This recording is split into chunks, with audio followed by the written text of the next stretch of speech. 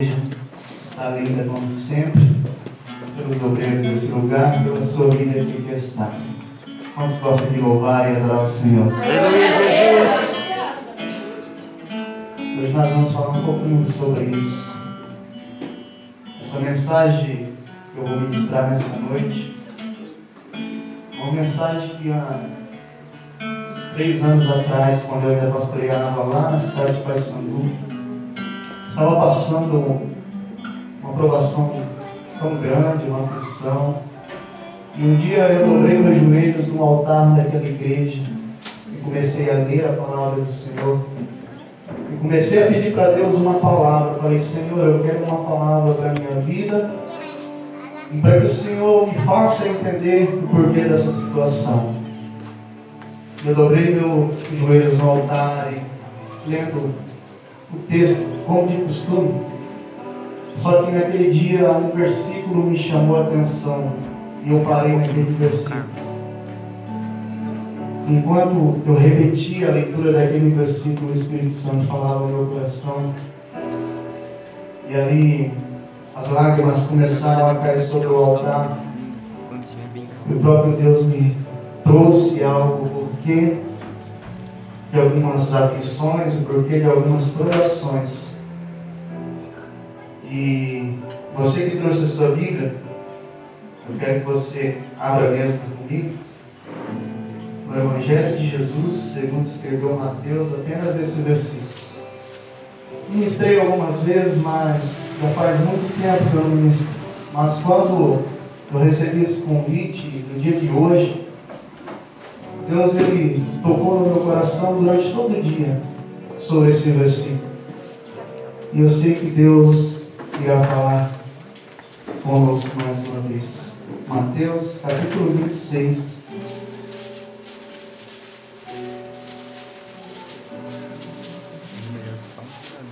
Evangelho de Jesus segundo escreveu Mateus, capítulo 26, em versículo 30. Somente versículo 30.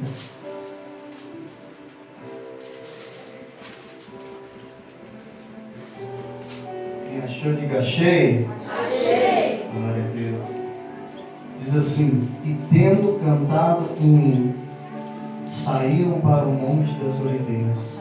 Eu vou repetir: e tendo cantado um hino, saíram para o Monte das Oliveiras. Você pode se assentar, adorando e bendizendo a missão do nosso Deus. Naquela noite eu entendi o que o Senhor queria me dizer naquela situação. Eu sei que todos gostam de cantar e adorar o nosso Deus, e isso é maravilhoso. E hoje nós vamos falar de alguém que cantou um hino. E esse alguém é o mesmo em que nós já ouvimos tantas pregações, que ele multiplicou o pão, que ele curou muitos enfermos, que ele andou sobre as águas, que ele ressuscitou aquele que estava morto. Nós vamos falar assim dele, do nosso Senhor Jesus Cristo. Aleluia! Só que talvez alguém que aqui está conhece Jesus por todas essas coisas que eu citei, mas talvez você nunca ouviu ou talvez nunca parou para analisar esse versículo, que fala também de um Jesus cantor, de um Jesus adorador, de um Jesus que cantou o hino. E tendo cantado o hino, para você entender o contexto, o texto em que se encaixa esse versículo que nós lemos, e tendo cantado um hino, Jesus e os seus discípulos. Mateus escreve aqui que Jesus e os seus discípulos cantaram um hino. O Jesus que cantou. Mas Jesus cantou um hino, não foi um momento tão propício para se cantar um hino, pastor. Mas a Bíblia está dizendo que Jesus cantou um hino. E para você entender A situação que Jesus se encontrava era a última ceia de Jesus com seus discípulos, antes dele ser entregue à mão de pecadores e ser morto em um madeiro. A Bíblia vai dizer que nessa última ceia, ele estava com os seus discípulos ceando. Só que a situação não era muito favorável, porque a Bíblia vai dizer que Jesus estava ceando com os seus discípulos, mas no meio dos discípulos havia dois, um chamado Pedro e um chamado Judas. Judas que logo após iria trair e Pedro que iria negar. Mas a Bíblia está dizendo que Jesus está ceando na mesa deles. Se nós pararmos para analisar essa situação, Jesus, sabendo a vida daqueles homens e sabendo o que aqueles homens estavam prestes a fazer, mesmo assim Jesus estava ceando com eles. Porque Jesus não fazia e não faz acepção de pessoas. Jesus, sabendo que Pedro iria negar, Jesus, sabendo que Judas já havia combinado com os principais sacerdotes de vender Jesus, só procurava a melhor ocasião para entregar Jesus, mas os dois estavam juntos à mesa ceando com Jesus, e mesmo assim Jesus ceou com eles. Será que na posição que Jesus estava, se nós nos encontrássemos, ainda teríamos coragem de cear com pessoas assim? Mas a Bíblia está dizendo que Jesus ceou. Meu Deus. Porque Jesus, Ele não olha e Ele não julga com olhos humanos. Jesus, diferente dos seres humanos, Ele não faz acepção de pessoas. E mesmo com a fraqueza daqueles que estão à sua volta, Ele ainda os suporta. Como pode dividir a mesa, dividir o pão com alguém que iria trair e com alguém que iria negar? Será que nós teríamos essa mesma força e coragem de Jesus de ceiar com pessoas assim? Mas ainda além disso, Jesus, sabendo o que estava prestes a acontecer, sabendo que pela manhã, pelo amanhecer, seria entregue às mãos de pecadores e seria morto, Jesus estava ali com esses dois e sabendo que seria morto. Olha a situação que Jesus se encontrava. E a Bíblia diz que após a ceia, tendo cantado um hino. Jesus. Como pode cantar um hino numa situação como essa? Como pode adorar a Deus numa situação como essa em que se encontrava Jesus? Meu Deus. A Bíblia não diz qual era a letra desse hino, mas ela diz que Jesus cantou um hino. Mas a situação não era propícia. Pela ótica humana, não tinha motivos. Mas Jesus ceou com aqueles dois e agora Jesus está cantando um hino com aqueles dois, porque Jesus entende que a adoração dele é para o Pai, é para Deus e não para quem está com ele. É, Jesus. Porque quem está com ele vai adorar junto com ele, mas a adoração dele é para o Pai. Então Jesus não está preocupado com o erro de quem está ao redor dele. Isso não vai impedir a adoração dele para chegar até o Pai. E às vezes nós não suportamos a fraqueza dos nossos irmãos, ou aqueles que estão ao nosso redor, ou aqueles que estão na mesa ceando conosco. Nós estamos vivendo em dias em que as pessoas, muitos líderes religiosos têm feito acepção de pessoas, e nem Jesus fazia isso. Eu não vou adorar porque fulano também está no grupo. Eu não vou adorar hoje porque fulano veio no culto. Um iria trair, outro iria negar, mas Jesus entende que a adoração dele era para Deus, não era para aquele que estava ali. A situação não era propícia, não tinha motivo pela ótica humana, mas Jesus entendia sobre a adoração. Jesus sabia que para um adorador ele não olha para motivos, ele não olha para a situação, ele olha para o céu, ele olha para o alto, ele olha para o monte, que ele lá que vem o nosso socorro. Mesmo Jesus, no meio dessa situação, a Bíblia diz que ele e os seus discípulos cantaram um hino ao Senhor. Glória a Deus. Ah, pastor, mas você está falando é de Jesus, o Filho de Deus, o Messias, o enviado. É claro que no meio dessa situação ele iria conseguir adorar ao Pai. É claro que no meio dessa situação ele iria conseguir cantar um hino ao Senhor. E eu também fiz esse questionamento quando eu li esse versículo naquela noite. E Deus falou no meu coração, filho, então se lembra dos meus profetas. E também, assim como Jesus, adoraram no meio da tribulação. Porque até aqui eu falei de alguém santo. Mas o que eu vou passar a falar agora é de alguém pecador, falho, errôneo, assim como eu e você. Mas também no momento em que na ótica humana não havia motivos para adorar, adorou ao Senhor. Poderoso. A Bíblia vai dizer sobre o filho de Davi que adoeceu. E Davi então começou a um propósito de oração, de jejum ao Senhor. E a Bíblia diz que no 7º dia, ele está ali com o rosto prostrado no pó, orando, buscando ao Senhor pela vida do seu filho. A Bíblia diz que os seus servos chegam e começam a cochichar ao seu redor. E Davi, ouvindo o cochicho, ele então entendeu que o menino, filho, havia falecido. Ele olha para os seus servos e pergunta: o menino morreu? Eles respondem: morreu. A Bíblia não diz que Davi questionou.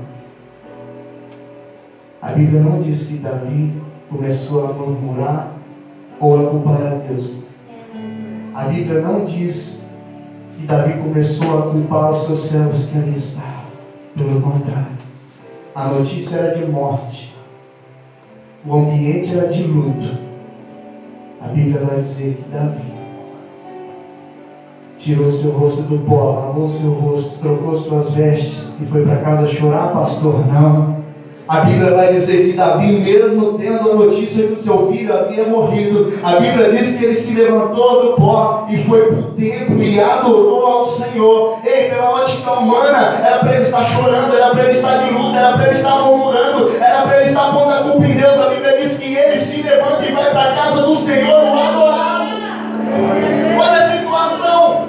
Mas alguém vai dizer: ah, pastor, mas o filho era do erro, o filho era do pecado. Não importa, filho é filho, e só quem é pai sabe o amor que sente ver o filho. E mesmo ele tendo a notícia que o filho havia falecido, a Bíblia diz que ele foi para o templo e adorou ao Senhor.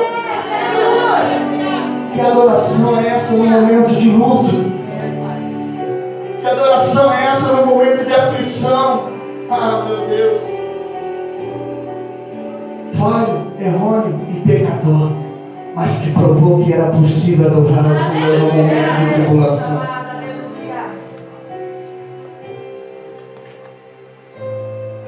Mas o segundo caso vai falar de um homem reto e temente ao Senhor, se desviava do mal, e o seu nome é Jó. Buscava a santidade, mas não era santo como Jesus. Também vindo da natureza do pecado, mas que se desviava do mal, temente ao Senhor, justo e reto. Seu nome é Jó. E a Bíblia vai dizer que Jó, já no capítulo 1, começa a passar as tribulações. E chega um mensageiro e diz: ó Jó, o seu rebanho foi levado, foi morto, e eu vim te trazer a notícia. Mas enquanto esse mensageiro está trazendo a mensagem, está ainda entregando a mensagem, a Bíblia diz que se aproxima outro mensageiro e diz: Jó, Ó, os seus servos foram todos mortos, mas restou eu vim te trazer a mensagem. Mas a Bíblia diz que enquanto esse ainda estava falando, chegou outro mensageiro dizendo ao Jó: os seus filhos que estavam festando em uma casa, de repente veio um vento forte da banda do deserto e derrubou a casa sobre eles e matou todos os teus filhos, Jó, mas só sobrou eu para te trazer a mensagem.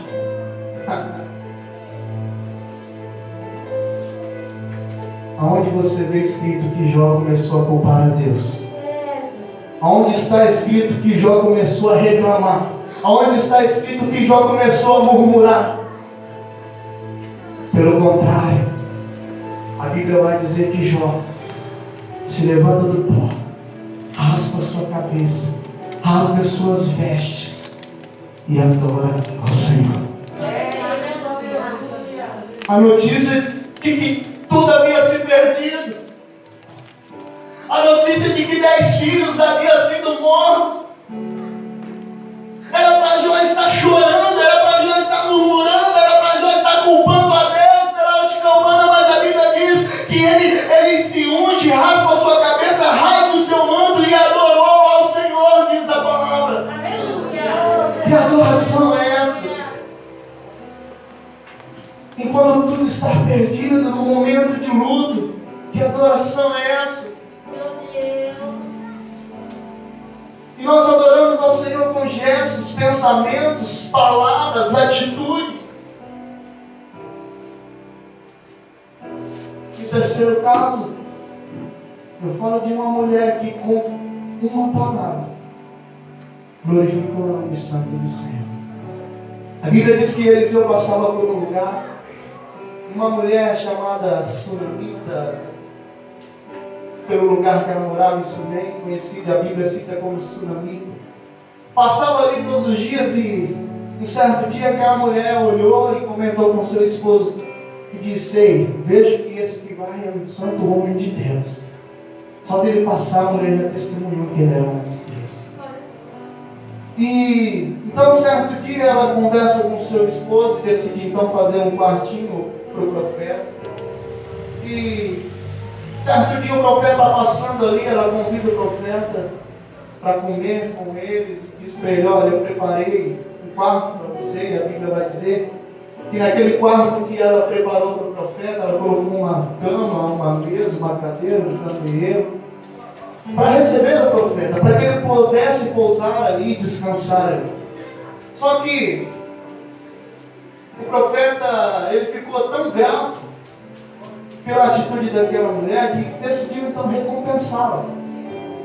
E ele olha para Geazi, o seu servo, e disse assim: o que nós podemos fazer para essa mulher? Porque a mulher não queria nada, mas ele queria recompensá-la. Porque ele perguntou para ela se ela queria algo que ele poderia fazer, e ela disse que não queria nada, já estava satisfeita por habitar ali com o povo dela. Então ele olha para o seu servo, para o seu moço, e o que nós podemos fazer por ela? E Geazi, com a visão, ele olha para o profeta e diz assim: olha, a mulher não tem filho. E o profeta, entendendo o que Deus tinha para aquela mulher, mandou chamar a mulher, e quando a mulher chega, ele diz então que a mulher iria ter um filho. E quando ele profetiza que a mulher iria ter um filho, o próximo versículo já começa dizendo que o menino estava no campo com seu pai. Aleluia, Jesus. O tempo se passou, a profecia se cumpriu e a mulher teve o filho. Só que o sol era tão quente e escaldante que o menino começou a sentir uma forte dor de cabeça, e o pai disse para os céus: ó, leva ele para a mãe dele. E a Bíblia diz que o menino sentiu uma forte dor de cabeça, e quando deu meio-dia, o menino morreu. Mas a mulher não havia pedido filho para o profeta. Mas o profeta, vendo que ela não tinha filho, profetizou e o filho nasceu. A Bíblia diz que o filho, tendo morrido, a mulher então pede para o seu esposo um jumento para ir ter com o profeta. O esposo questiona dizendo, mas hoje não é lua cheia, não é festa, você vai atrás do profeta? E ela diz sim. E a palavra diz que ela então sai da sua casa. Coloca um menino morto lá na cama, no quarto que ela preparou para o profeta. A mesma cama, o mesmo quarto que ela preparou para o profeta, ela colocou um menino para dormir. E agora ela vai ter para dormir, entre aspas, porque para ela estava morto. Mas quando ela vai ter com o profeta está no monte. E ele avistando, ele manda Geazi ter com ela e dá uma ordem dizendo, quando você chegar até ela, pergunta para ela se vai bem nela, o esposo dela, o filho dela. E assim fez Geazi. Quando ele chega até a mulher, ele faz a pergunta, como vai você? Como vai o seu esposo? E como vai o seu filho? A mulher não colocou a culpa no profeta. A mulher não colocou a culpa em Deus. A mulher não murmurou, a mulher não colocou a culpa no esposo, a mulher não. Sabe o que ela respondeu? Ela disse, vai tudo bem. Aleluia. Mas como pode tudo bem quando o filho está morto em casa?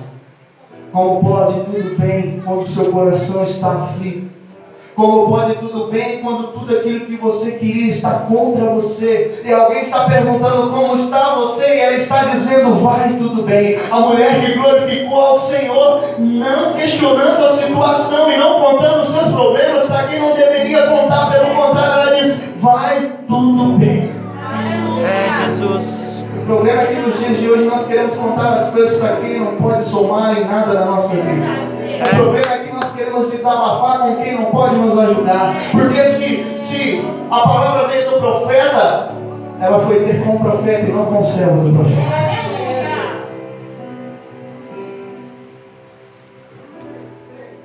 Nós envergonhamos o Evangelho quando nós queremos contar os nossos problemas e as nossas provações para quem não devemos contar. Porque as pessoas que não têm o entendimento que o profeta, que alguém de Deus tem, vai começar a apontar para você. Vai começar a dizer, cadê o Deus dela? Cadê o Deus dele? A mulher não desabafou com Geazi, não. Ela não culpou a Deus. Pela lógica humana, ela podia dizer que Deus é esse que me dá e depois tira, que profeta é esse que profetiza e depois morre. Ela disse, vai, tudo bem. Por uma palavra, aquela mulher glorificou o nome santo do Senhor. Nós adoramos ao Senhor com palavras, pensamentos, gestos, atitudes. E ela foi ter com o profeta, explicou o que tinha acontecido. O profeta mandou Geazi na frente com o cajado para que chegasse lá, tocasse. E ela disse, eu não vou voltar. Grudou nos pés do profeta e disse, se o Senhor não for, eu não vou. E a Bíblia diz que o servo dele foi, chegou lá e não aconteceu nada. Mas quando chegou o profeta, a Bíblia diz que ele entrou no quarto, deitou sobre o menino, orou. E a palavra vai dizer que o menino ressuscitou. A palavra vai dizer que Deus devolveu a vida para aquele Aleluia, menino. Jesus. E o nome do Senhor foi glorificado. Por quê, pastor? Porque ela não murmurou na hora em que perguntaram. Porque ela não culpou a Deus na hora em que perguntaram. Porque ela não julgou o profeta na hora em que perguntaram. Foi por isso que ela recebeu o milagre de volta. Porque aquele que não te critica, aquele que não murmura, aquele que aceita o processo de Deus, no final há de haver recompensa. No final há de conquistar aquilo que o Senhor tem preparado. Mas nós precisamos entender o processo de Deus. Nós precisamos aceitar o processo de Deus. Às vezes alguém lança uma palavra no altar e às vezes não aconteceu. Não é que o profeta errou, é que há um tempo de Deus para acontecer. Aqui há o tempo certo para acontecer. E um dia eu ministrando, eu vou dizer isso aqui também, eu disse. O nosso Deus é um Deus impossível, sim ou não? Sim. Se o nosso Deus quiser dar a sua bênção no estralar de dedos, sim ou não? Sim. E por que a gente fica? Deus está preparando a minha bênção. Será que Deus demoraria tanto para preparar a sua bênção? Será que Deus não tem a capacidade de te dar na hora? Ele demoraria tanto para te dar a tua bênção? E nós ficamos, Deus está preparando a minha bênção. Na verdade, a sua bênção, se Deus fizer assim, ela já está pronta. Na verdade, a sua bênção já está preparada. E por que eu não recebi ainda, pastor? Porque na verdade Deus está preparando você para a sua bênção. Porque às vezes, se Deus der a sua bênção hoje, você vai perder. Porque você não está preparado. Deus não demoraria tanto para preparar a sua bênção. Se está demorando é porque Deus está preparando você para receber. Ele sabe o tempo certo. E Ele sabe que talvez se Ele te entregar hoje o que Ele preparou para você, você vai perder. Então não critique o processo. Se alguém te perguntar como que vai tudo bem. Pastor, mas eu estou mentindo. Você não está mentindo. Você só está dizendo que vai tudo bem porque você crê em quem está no controle da sua vida. Chega de murmurar, chega de contar os seus problemas para que não some nada na sua vida. Vai procurar o profeta, vai procurar os profetisas, vai procurar o seu pastor, a sua pastora, vai procurar alguém que pode te ajudar. E chega de contar os seus problemas para quem não pode te ajudar. E com essa atitude você vai adorar o Senhor, assim como assim na minha. Como que vai, irmão? Vai tudo bem. Como que vai, irmão? Vai tudo bem. Mas lá em casa está faltando alguma coisa, mas vai tudo bem. Ah, mas eu estou passando pela aprovação, mas vai tudo bem. Vai tudo bem. Aleluia, Jesus. E pela minha causa Ele se levantará.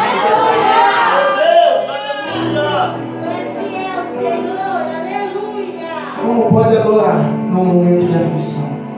Como pode dizer que está tudo bem num momento de dor e de luto? Pastor, mas parou por aí? Ainda tem mais um exemplo que eu quero citar para você. A Bíblia diz que Paulo e Silas, como de costume, todos os dias ia para um lugar orar. Mas teve um dia que foi diferente. Teve um dia que eles passaram, uma mulher corria atrás deles todos os dias, dizendo: lá vai os homens de Deus. Só que a mulher estava falando a verdade, pastor. Eles eram homens de Deus. Só que o Espírito Santo de Deus que habitava na vida de Paulo e Silas testificaram que a mulher falava a verdade, mas ela não tinha a verdade por aquilo que falava pela boca dela. Porque ela dizia apenas pelo espírito de adivinhação e não problema de Deus. E ela dizia: lá vai os homens de Deus, mas não era o Espírito Santo revelando, mas era um espírito maligno de adivinhação. Só que naquele dia Paulo e Silas, já não suportando mais aquela situação, então repreende o espírito daquela mulher. Só que eles começaram a ter um problema com os chefes daquela mulher, com os senhores daquela mulher. Porque aquela mulher então tinha esse espírito de adivinhação e ela adivinhava as coisas, e os seus senhores então começavam a lucrar com aquilo. Só que quando aquela mulher então é liberta, os senhores daquela mulher percebem que o lucro que eles tinham daquela mulher agora não passariam a ter. Eles começam então a ficar com muita fúria de Paulo e Silas. E eles dão a ordem que Paulo e Silas fossem arrastados para o meio de uma praça. Era de costume todos os dias eles irem a este lugar orar, mas chegou este dia em que Deus mudou a rotina deles. E eles foram arrastados para uma praça, e a Bíblia vai dizer que eles foram espancados, açoitados no meio de todo o povo, das autoridades, somente porque estavam fazendo a vontade de Deus. E se prepare, todas as vezes que nós fizermos a vontade de Deus, nós vamos enfrentar algumas adversidades. Paulo e Silas repreenderam o espírito de adivinhação daquela mulher, fizeram a vontade de Deus e agora estão sofrendo por isso. Quando nós escolhemos e decidimos fazer a vontade de Deus, a nossa vida, nós vamos enfrentar alguns problemas, alguns levantes, algumas perseguições, às vezes dentro da nossa casa, às vezes os nossos familiares. Jesus disse que o inimigo do homem serão pessoas da sua própria família, às vezes pessoas que comem na sua mesa, que estão junto contigo. Não fique pensando que vai vir de longe para te afrontar, vai ser pessoas que estão próximas de você. Simplesmente porque você escolheu fazer a vontade do Pai. Só que o que você precisa entender no meio dessa situação é que a vontade do Pai sempre vai prevalecer. Independente das adversidades que você enfrentar, o Pai está preparando algo no final para honrar você, para surpreender você, para que todos enxerguem que o Senhor é Deus na sua vida. Agora Paulo e Silas, depois de espancado naquela praça, a Bíblia vai dizer que, e eu já vou encerrar, que eles são arrastados para um cárcere. São amarrados, seus pés e mãos atadas, todo machucado, os prisioneiros ao redor. Só que a Bíblia diz que próximo à meia-noite, Paulo e Silas oravam e cantavam hinos ao Senhor. E a Bíblia diz que enquanto eles oravam, enquanto eles cantavam o hino, veio um grande tremor de terra, terremoto, estremeceu, abalou as estruturas, os alicerces da cadeia, e a cadeia, os grilhões, as portas se abriram, e a partir daquele momento Paulo e Silas estavam livres, porque era um momento em que não era propício, em um momento em que a situação dizia que não. A Bíblia diz que Paulo e Silas não se calou, mas pelo contrário, próxima meia-noite, Paulo e Silas oravam e cantavam hinos ao Senhor, e isso fez com que todas as cadeias caíssem, e Paulo e Silas fossem libertos. Ah, meu Deus! Cláudio Humana não tinha motivo, estavam machucados, amarrados, estavam ali diante dos prisioneiros por fazer a vontade de Deus, mas a Bíblia está dizendo que eles oravam e cantavam hinos ao Senhor. Como pode orar e cantar hinos ao Senhor no meio dessa situação, meu irmão? A Bíblia diz que eles, os prisioneiros, foram soltos.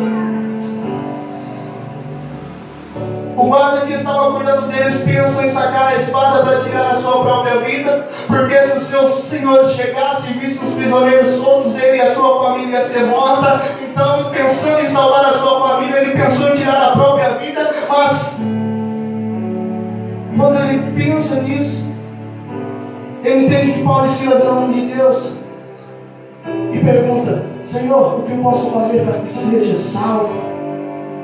Paulo e Silas olha e diz assim: você quer ser salvo? Crê no Senhor Jesus e será salvo e a tua casa. A Bíblia diz que naquela mesma noite o carcereiro e toda a sua família foi salva, porque alguém cantou, porque alguém orou no momento de adversidade, a ponto de uma família inteira ser salva.